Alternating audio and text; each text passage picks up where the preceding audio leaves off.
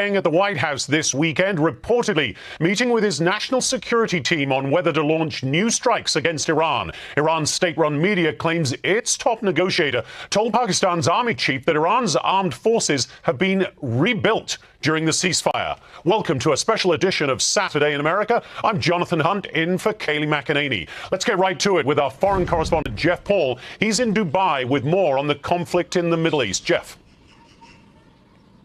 Yeah, Jonathan, and all eyes right now are on Iran, especially for the folks here in the Gulf and throughout the Middle East, to see if there are any sort of developments between the U.S. and Iran. Now, Tehran is reportedly reviewing the latest peace proposal, all while Secretary of State Marco Rubio says slight progress has been made. In fact, we know a delegation from Pakistan has just arrived in Tehran, which includes the country's army chief. They're meeting with the Iranian foreign minister and the Speaker of the Parliament as Pakistan works to hammer out a ceasefire deal between both sides. Now, for those who call Iran home, they're hoping progress can be made before the situation there gets any worse. Residents who live along Iran's southern coast say the closure of the Strait of Hormuz has been devastating.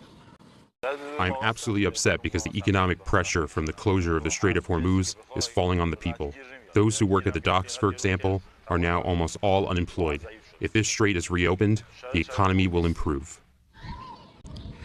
Now, Marco Rubio, who just landed in India after NATO meetings in Sweden, was just asked a little while ago if he's heard from Iran. Here's what he had to say. There is a chance that whether it's later today, tomorrow, in a couple of days, we may have something to say. But this issue needs to be solved, as the president has said, one way or the other. Iran can never have a nuclear weapon. The straits need to be opened without tolls. They need to turn over their enriched uranium. They need to turn over their highly enriched uranium. We need to address that issue. We need to address the issue of enrichment. These are the president's points consistently, and his preference is always to deal with it in a diplomatic way. The president's preference is always to solve problems such as these through a negotiated diplomatic solution. That's what we're working on right now. But this problem will be solved, as the president's made clear, one way or the other. We hope it's done through the diplomatic route. That's what we're working on, and perhaps there'll be something to talk about on that topic while I'm here on this visit at some point. Now, as you just heard there, U.S. Secretary of State Marco Rubio saying maybe they'll have some news to announce today, maybe tomorrow. Of course, this entire region is standing by watching to see if that happens. One other thing, Jonathan, to give you a little color from here on the ground in the UAE, an advisor for the president here says at this very moment, he believes there's about a 50-50 chance that the U.S. and Iran can make a deal. And he said that because in the past, Iran has often, in his words, sort of overestimated or overplayed the cards that are in their hands. Jonathan? And Jeff, do you get the idea there that the UAE and other Gulf countries very much want this to be a deal that is done diplomatically, or do they prefer the idea of the US and Israel going in and basically finishing the job, as the Wall Street Journal put it, and getting rid of the current Islamic regime in Iran? I think the diplomatic route is what most Gulf countries prefer. Just a few days ago, you had leaders in Qatar, Saudi Arabia, and here in the UAE quite literally pushing President Trump to hold off on what was talked about as a planned attack of Iran to allow for negotiations to continue. And President Trump listened to those calls, and you can hear how Marco Rubio is phrasing it, that they want this diplomatic process or the negotiation process to take place. But, you know, as time goes on without any sort of news or any sort of reply, I think the patience could be running out. But I think for the countries here in the Gulf, they prefer this to be negotiated in a diplomatic way. Jonathan? Yep. All right, Jeff Paul in Dubai today. Thank you so much. Great to see you, Jeff. So where does the U.S. and Iran conflict go now? Let's bring in Fox News senior strategic analyst, General Jack Keane. General, thank you so much for being here on this Memorial Day weekend. We are hearing some hints of optimism, it would seem, from Marco Rubio just a few moments ago in India, saying we may have something to say on Iran in the coming days. Some progress has been made. The Iranian Foreign Ministry also saying just a few moments ago, according to Reuters, that there has been an emphasis this week on decreasing disagreement. So do you think we are getting closer to an agreement, General? I honestly don't know. All these statements that we're hearing, we've been hearing them for 6 weeks. And I think the pattern is pretty similar.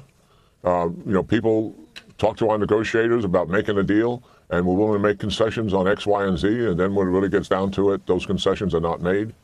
It's one of the reasons why, in dealing with the Iranians, that I really prefer not making a deal and going back to combat operations. I think there's 3 primary reasons for that. Number one, if we make this deal, it's going to empower Iran. By that I mean, listen, they are bruised and weakened to be sure, but they will remain intact as a result of it. They're going to conclude that they were able to back down the world's #1 economic and military superpower. That's going to embolden them in terms of how their control over their own population. and also our allies in the region, and it going right back to where they were in terms of what their strategic goals are. Number two, the deal itself. Any deal that they will agree to, and we will likely grant, will have to provide financial relief for them, and that will enable them with billions of dollars to recover the regime. That means that the idea that this regime would eventually go away and collapse as a result of weakening them the regime so that they would be vulnerable to their own population goes completely off the table, and we'll be dealing with this regime for years to come. Yep. That's the reality. And number three, even if they sign on the dotted line and put their signatures affixed to it, do we really believe that they're going to accomplish the goals that are stated in that agreement? Or are they going to do everything that they can do to reverse those goals and cheat and obfuscate and begin to support the proxies with the money they've received, begin to recover their ballistic missile program, and then covertly try to recover their nuclear program? Those are the reasons I think it's preferable to finish what we started and get back to combat operations. We've got a couple of weeks to go. The regime will be much more weakened as a result of it, and they will be dealing with economic collapse. And generally, so it sounds like you very much agree with what the Wall Street Journal said, which we can put up on the screen here. Mr. President, finish the job in Iran, the Wall Street Journal wrote, and free the world from this hideous regime. Your bold action, something no other president has done, has pushed the Ayatollahs to the brink. Now is the time to finish them off. But, General, if we follow that path and try to finish off the Islamic regime in Iran, what is it going to take, General? Because the U.S. military has done an incredible job in the mission that they have so far been charged with, but it hasn't come close, it appears, to finishing off the regime. So what does it take to follow your preferred path? Well, we've been gathering intelligence for 6 weeks. The fact of the matter is we've got a lot of good resolution on the remaining military and economic targets. We have the capability to reduce those military targets quite dramatically. And also, we have the capability to take away from them every single revenue source that they have by attacking their capabilities to produce that revenue, whether it's at Carg Island or whether it's inside the country itself. The power of the military to do that is quite significant. And we never said it would produce regime change. We did say it would so weaken the regime that it would be vulnerable to its people and its resistance. That goal is still quite achievable. We don't leave the regime with anything of consequence. They don't have the revenue to rebuild. They don't have the revenue to pay the people that are working for them. And obviously, I think with the assistance of the CIA and the Mossad, there's much that we can do to undermine the regime when it's in such a weakened state like that, and also assist the Iranian people in terms of their resistance. I still think that is by far the preferable path. That was the path that we started out with, and I think it's preferable to get back to that path. It gives us a much better finish here in terms of this regime's future.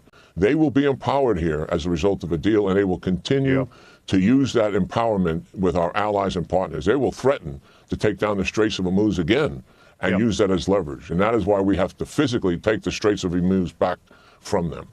All right. General Jack Keane, it is always an honor to talk to you, sir, on this Memorial Day weekend. Thank you for your service to our country and to our viewers this morning. Thank you, General.